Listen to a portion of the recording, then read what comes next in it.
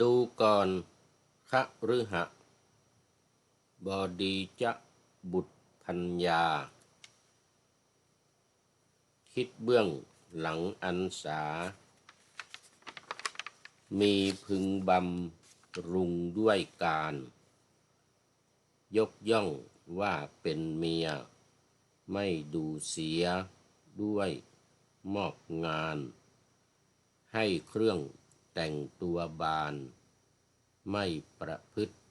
นอกใจมึงบุตรและพัญญามิตรผู้เป็นทิศเบื้องหลังพึงสงเคราะห์สามีมึงและคนข้างเคียงสามี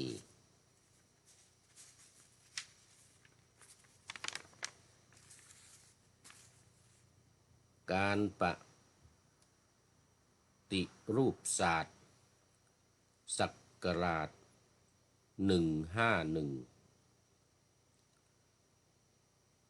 7มาร์ตินลูเทอร์ซึ่งโด่งดังได้ติดแผ่นคำประท้วง95ข้อบนประตูโบสถ์ธรรม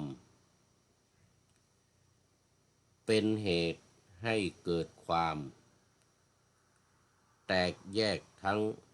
ทางการเมืองและทางศาสนาเป็นรัฐคาทอลิกเฟื่องและโปรเตสแตนต์เรื่องในเมืองเยอรมนีขอถวายความนอบน้อมแด่พระรัตนตรัยมีพระพุทธเจ้าเป็นต้นขอถวายความเคารพพระมหาเถระพระเถรานุเถระเจ้าคณะพระสังฆาธิการทั่วโลกมีพระเดชพระคุณพระธรรมเสนาบดีรองเจ้าคณะภาค7วัดพระธาตุวายสุเทพเป็นต้นและขออำนวยพรแด่ท่านผู้ฟังท่านผู้ชมสาธุชนพุทธบริษัททั้งหลายวันนี้รายการนาวาวังทองของวัดพระธาตุดอยสุเทพออกอากาศทางสถานีวิทยุพระพุทธศาสนาแห่งชาติและจริยธรรมวัดพระธาตุดอยสุเทพมีพ่อครูวันลบนามวงพรหมเป็นผู้อำนวยการอาจารย์พระมหาประสิทธิ์ประสาธิโกเป็นหัวหน้าสถานีและอาตมาภาพพระครูปริยัติยานุศาสตร์เป็นผู้บรรยาย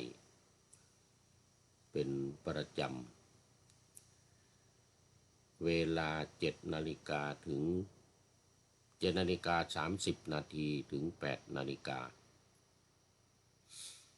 วันศุกร์เสาร์และอาทิตย์และเวลา13ถึง14 นาฬิกาในวันศุกร์และวันเสาร์3 วันแต่5 เวลาเพราะว่าในวันศุกร์วันเสาร์นั้นมีช่วงบ่ายอีก1 ชั่วโมงคือบ่ายโมงถึงบ่าย2 โมงของวันศุกร์และวันเสาร์และสถานีวิทยุเพื่อการศึกษาพระพุทธศาสนาและวัฒนธรรมวัดฝายหินตำบลสุเทพอำเภอเมืองจังหวัดเชียงใหม่มีพระครูสมุวิสุวัตวรกิจโจเป็นผู้อำนวยการออกอากาศเวลา17ถึง18 นาฬิกาวันพุธ14ถึง15 นาฬิกาวันศุกร์และวันเสาร์และเวลา 15 ถึง 16 นาฬิกาวันอาทิตย์4 วัน 4 เวลาสำหรับวันนี้ก็เข้ามาในช่วงแรกของรายการคือช่วงของประวัติศาสตร์โลกและวันนี้ก็จะเป็นประวัติศาสตร์ของประเทศเยอรมนีเพราะว่าผู้พูดกำลังพักพาอาศัยอยู่ที่วัดพระธาตุดอยสุเทพเยอรมันเขตฮิวชินบากเมืองซีเกนประเทศเยอรมนีมาหลายวันแล้ว2 เดือนกว่าแล้ว2 เดือนกว่าแล้วมานี่เมื่อวันที่14 มกราคมความจริงเข้ามาในเยอรมันนี่ตั้งแต่ปลายเดือนธันวาแล้วเมื่อวันที่25วันคริสต์มาส2567มาถึงตอนนี้ก็ในคงจะ3 เดือนแล้วเนี่ย3 เดือนละ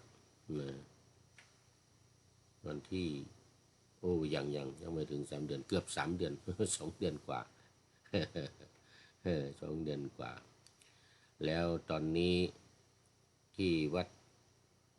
พระธาตุดอยสุเทพเยอรมันนี่นะเป็นวันอาทิตย์เมื่อวานนี้เริ่มตั้งแต่เมื่อวานนี้มาวันเสาร์วันอาทิตย์ก็จะมีญาติโยมมาปฏิบัติธรรมกรรมฐาน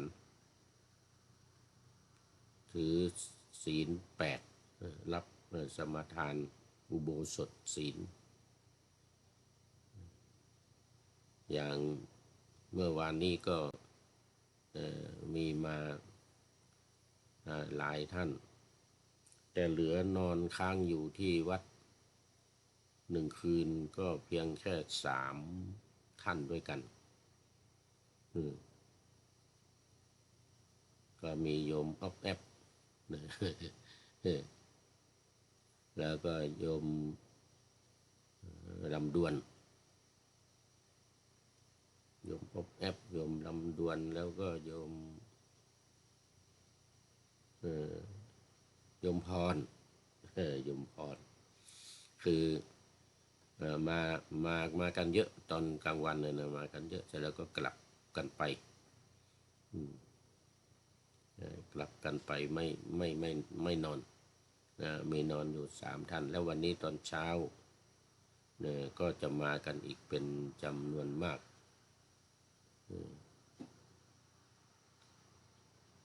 ก็เป็นประจำในวันเสาร์วันอาทิตย์